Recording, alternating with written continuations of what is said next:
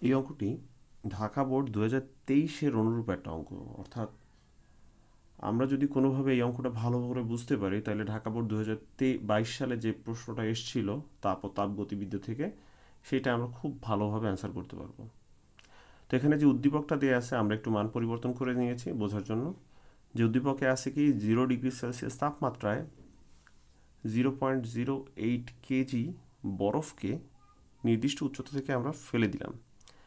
এতে বিভব শক্তির 60% তাপে পরিণত হলো এবং সেই তাপ বরফকে গলিয়ে দিল। কিছু সময় পর বরফ গলা পানির তাপমাত্রা আবার 10 ডিগ্রি সেলসিয়াস হলো। এখন বরফ গলনের আপেক্ষিক সুপ্ত তাপ 3.36 ইন্টু 10⁵ জুল পার কেজি দেওয়া আছে এবং পানির আপেক্ষিক তাপ 4200 জুল পার কেজি পার ক্যালভিন সেটাও দেওয়া আছে। তো আমাদের প্রথম কাজ হচ্ছে বরফখণ্ডটি আমাদের কত উঁচু থেকে ফেলা হলো সেটা বের করা। আর আমাদের দ্বিতীয় কাজ হচ্ছে বরফ গলা ও বরফ গলা গলল যে এবং পানিটার যে তাপমাত্রা বৃদ্ধি পেল, এই উভয় ক্ষেত্রে কোন ক্ষেত্রে আসলে আমাদের এন্ট্রপির মানটা বেশি হচ্ছে সেটা বের করা। তো প্রথম ক্ষেত্রে আমরা যেটা বলি সেটা হচ্ছে কি আমাদের উপর থেকে যে আমরা ধরে নিই যে এম ভরের বরফ এবং আমাদের গ্র্যাভিটেশনাল পুল ধরে নিই 9.8 মিটার পার সেকেন্ড স্কোয়ার এবং এইচ উচ্চতা থেকে ফেলা হচ্ছে। আর আমাদের বরফ গলনের ক্ষেত্রে যে এনার্জিটা দরকার সেটা হচ্ছে আমরা পাচ্ছি MLF এই সূত্রের মাধ্যমে। এলএফ আমাদের বরফ গলনের আপেক্ষিক সূত্রতাপ, সেটা আমাদের এখানে দেয়া আছে প্রশ্নে। তো এখন যেহেতু আমাদের 60% অফ পটেনশিয়াল এনার্জি মানে বিভব শক্তির 60% আমাদের বরফ গলার কাজে ব্যবহৃত হয়ে যাচ্ছে বা হিট দিচ্ছে, তাহলে আমরা লিখতে পারি যে 60% of EP equals to MLF।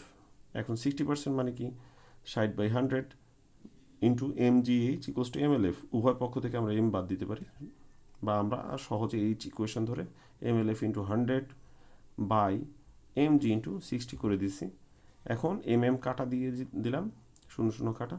Calculation করলে আমরা পাবো 57,142.86 মিটার। আমরা ক্যালকুলেশন করলে এরকম একটা অ্যান্সার পাবো। এখন আমাদের গয়ের কাজ শেষ।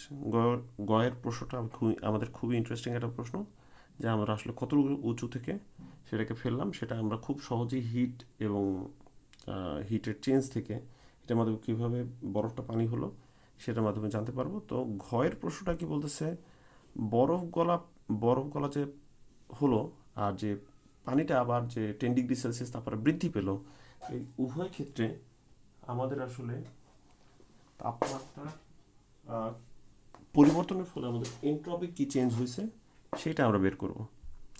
তো আমরা যদি প্রথমে এন্ট্রপি বের করার যে সূত্র, আমাদের হচ্ছে গিয়ে এন্ট্রপি বের করার সূত্র কি DS equals to DQ/T।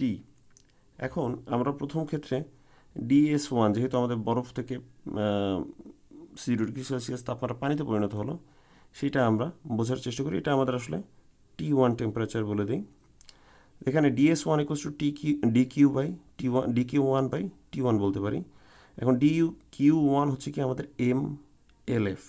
LF হচ্ছে বরফ গলনের আপেক্ষিক সূত্রতাপ, এম হচ্ছে আমাদের যে বরফটা কত ভরের বরফ ছিল। তো আমাদের এম হচ্ছে কি 0.08 কেজি, আর হচ্ছে কি আমাদের এলএফ তো দেয়াই আছে।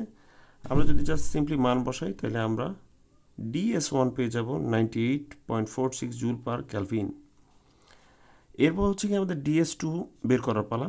DS2 হচ্ছে গিয়ে কি আমাদের কিন্তু এক্ষেত্রে হচ্ছে ফেজ ট্রানজিশন দুইটা টেম্পারেচারে হয়। সো সেক্ষেত্রে ইন্টিগ্রেশন ব্যবহার করে আমরা আমাদের এন্ট্রপিটা বের করব। ইন্টিগ্রেশন আপার লিমিট হচ্ছে T2, লোয়ার লিমিট হচ্ছে T1, DQ/T। এখন ডিকিউ সূত্র MS/DT। এম হচ্ছে পানির ভর আর এইচ হচ্ছে আমাদের পানির আপেক্ষিক তাপ। এখন MS আমরা ইন্টিগ্রেট করলে আসলে MS লন টি পাবো। এখন এটাকে আসলে এরকম লেখা উচিত T2 T1। এই T2 মানে আপার লিমিট লোয়ার লিমিটের মান বসায় দিলে আমরা আসলে পাবো কি এরকম একটা ইকুয়েশন পাবো MS লন T2/T1। এখানে যদি আমরা বরফের ভর M 0.08, তারপর হচ্ছে এস এর মান 4200, লন T2/T1 এর মানটা যদি আমরা বসাই দিই, T2 এর মান হচ্ছে কি কত ছিল 10 ডিগ্রি সেলসিয়াস, সেটাকে 283 ক্যালভিনে নিয়ে গেলাম। নিয়ে গেলে আমরা দেখতে পাবো যে DS2 এর মান হচ্ছে 12.09 জুল পার ক্যালভিন। তো এখানে বরফ গলনের এন্ট্রপি আসলে আমরা দেখতে পাচ্ছি বেশি, সেটা হচ্ছে গিয়ে কত আমাদের বরফ গলনের ক্ষেত্রে 98.46, কিন্তু পানির ক্ষেত্রে হচ্ছে 12.09 এন্ট্রপির পরিবর্তন। তাইলে আমরা বলতে পারি যে বরফ গলনে এন্ট্রপির পরিবর্তন বেশি, DS1 is greater than DS2।